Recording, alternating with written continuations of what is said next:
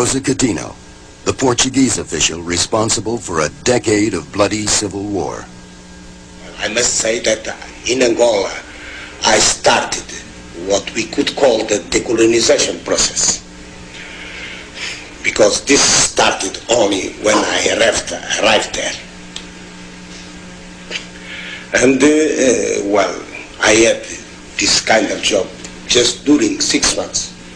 But I think that I fixed the decolonization process in an irreversible way.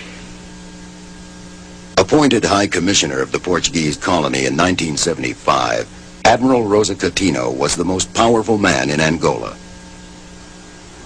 We found him in the Portuguese capital of Lisbon. After 10 years of silence, Rosa Coutinho finally agreed to an interview. Well, I was, first of all, head of all military forces. I was the commander-in-chief.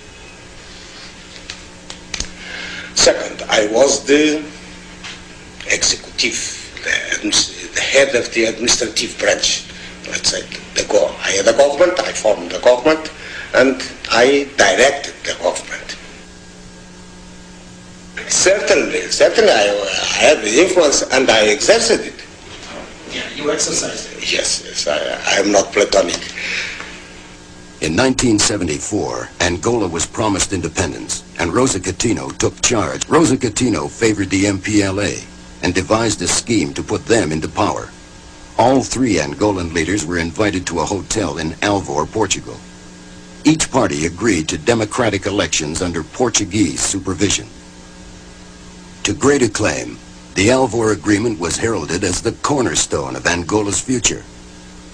But Alvor was a fraud. Elections were never meant to take place.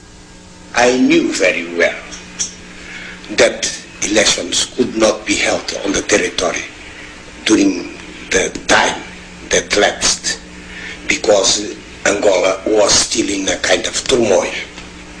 And if elections would be held, it will be a fantasy. I stated that at that time the only solution was to recognize the MPLA was the only force capable of directing Angola, and that Portugal should make a separate agreement with the MPLA and transfer the power to MPLA on the fixed date of 11th November. Spent most of my time in Havana, well, having talks with the people on the ministers. I was interested especially on education and justice.